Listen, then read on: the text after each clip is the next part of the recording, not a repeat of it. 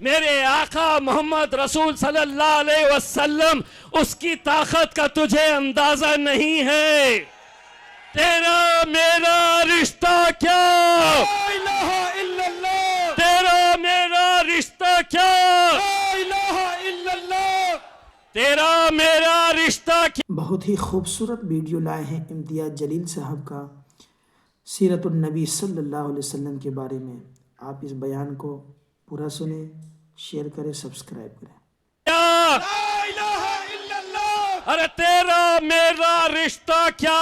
ला इलाहा इल्लल्लाह। दोस्तों, हमें खत्म करने के लिए, हमें कमजोर करने के लिए कैसी कैसी साजिशें रची जाती है।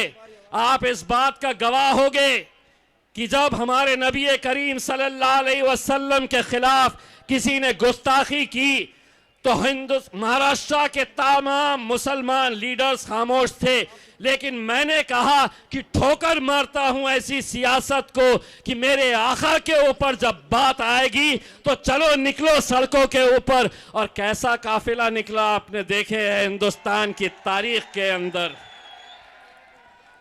मुझसे हुकूमत ने, शिवसेना की, भाजपा की हुकूमत ने पुलिस के जरिए एक पैगाम पहुंचाया और उन्होंने कहा कि हम तुम्हें मुंबई तक आने नहीं देंगे।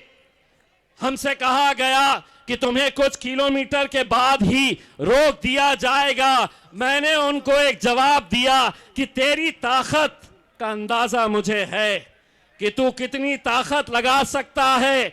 अरे लेकिन जिसके नाम के ऊपर हम निकल रहे हैं, मेरे आका मोहम्मद रसूल सल्लल्लाहु अलैहि वसल्लम, उसकी ताकत का तुझे अंदाजा नहीं है। और अल्हम्दुलिल्लाह मुझसे कहा गया ना निकलो। मैंने कहा हिम्मत है तो रोक के बता। हिंदुस्तान की तारीख के अंदर 42 किलोमीटर तक का काफिला, कितने सारे पुलिस के बड़े अधिकारी मुंबई में पहुंचने के बाद मुझसे कहने लगे, कोई कहता था कि मेरी 30 साल की सर्विस के अंदर मैंने इतना बड़ा जुलूस नहीं देखा, इतनी बड़ी रैली नहीं देखी। ये मैंने नहीं किया, मैंने सिर्फ आवाज लगाया कि ऐसी सियासत, ऐसी राजनीति, ऐसे डर को हम ठोकर मारते हैं। अगर हमारे आका के नाम के ऊपर अगर इम्तियाज जलील की जान भी चली जाए तो मैं अपने आप को फख्र महसूस करूंगा। अल्हम्दुलिल्लाह निकले, सिर्फ एक आवाज लगाई और आवाज सिर्फ यही थी कि तेरा मेरा रिश्ता क्या, ला इलाहा इल्लल्लाह, तेरा मेरा रिश्ता क्या। ला इलाहा इल्लल्लाह। क्यों पीछे वालों का नहीं है क्या? जो कुर्सी पे बैठे हुए हैं, आपका हमारा उनका रिश्ता नहीं है क्या? बोलो जोर से, हाथ ऊंचा करके, तेरा मेरा रिश्ता क्या। ला इलाहा इल्लल्लाह, अरे तेरा मेरा रिश्ता क्या, ला इलाहा इल्लल्लाह, तेरा मेरा रिश्ता क्या, ला इलाहा इल्लल्लाह, अरे तेरा मेरा रिश्ता क्या। ला इलाहा इल्लल्लाह। सारी तकलीफ तो यही है, सारी तकलीफ किसी सियासी जमात के अंदर, किसी सियासी पार्टी के अंदर नारे क्या लगाए जाते हैं। राहुल गांधी तो बैठे हैं अपने लोग, जिंदाबाद जिंदाबाद जिंदाबाद, केजरीवाल जिंदाबाद जिंदाबाद। हमारे पास कोई नेता नहीं है, हमारे पास हमारा भाई है जिसका नाम है असदुद्दीन अवैसी। नेता नहीं है, हमारा भाई है। और हम आज अल्हम्दुलिल्लाह इतनी हिम्मत रखते हैं कि दिल्ली की सरजमीन के ऊपर आकर हम ये नारा दे सकते हैं जो कोई और नहीं दे सकता, तेरा मेरा रिश्ता क्या, ला इलाहा इल्लल्लाह, तेरा मेरा रिश्ता क्या। ला इलाहा इल्लल्लाह।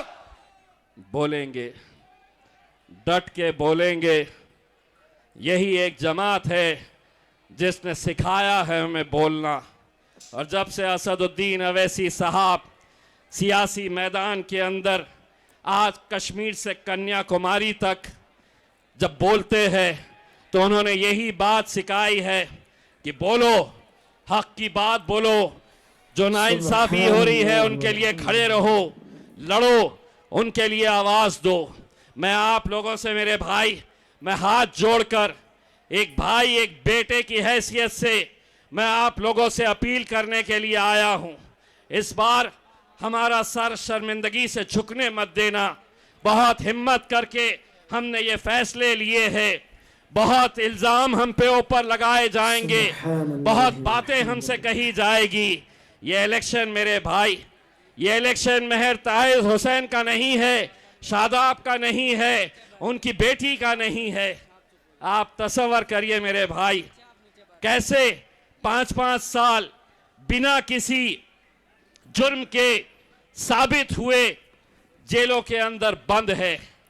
आज कम से कम अगर ये जीत कर आ जाते हैं तो अगली बार जब ऐसा कोई मामला आएगा तो पुलिस खुद कहेगी, सरकार खुद कहेगी, अमित शाह, नरेंद्र मोदी खुद कहेंगे कि इनको बाहर करो, इनको जेलों में मत डालो।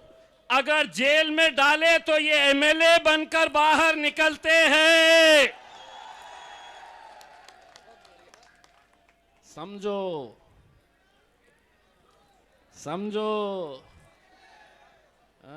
ये समझते थे कि सिर्फ आरएसएस को दिमाग है, हमको भी है। अब हमको भी अच्छे तरीके से समझ में आता है कि क्या बोलना, कितना बोलना, कहाँ बोलना। नहीं तो आपको मालूम है ये जितने भी खड़े हैं ना लेके, ये ढूंढते रहते हैं। जब भी हम गए, असद साहब आए, तकरीर 1 घंटे की रहो, ढूंढते हैं कि 30 सेकंड का मसाला कुछ मिलता है क्या, और अगले दिन दनादन बस 30 सेकंड के वही मसाले के ऊपर चलता है। लेकिन मेरे मीडिया वाले भाइयों,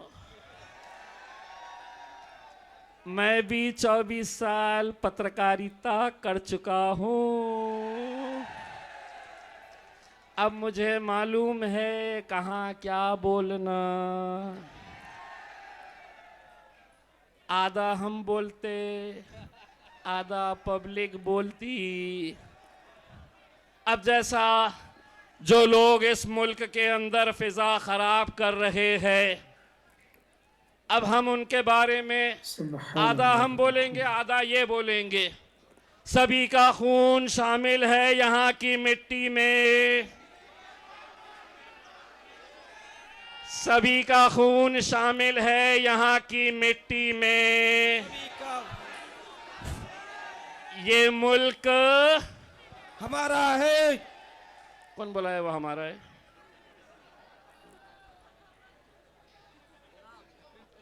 ये मुल्क तुम्हारे, ये मुल्क तुम्हारे,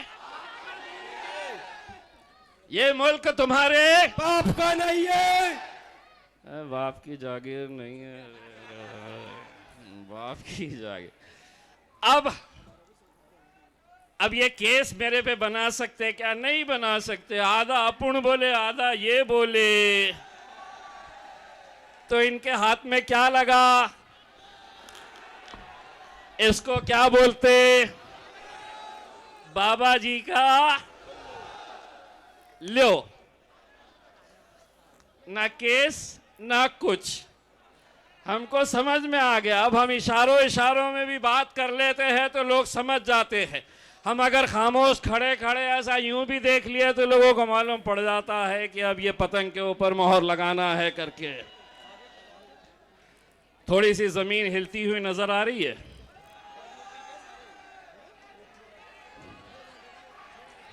शेर की आहट सुनाई दे रही है।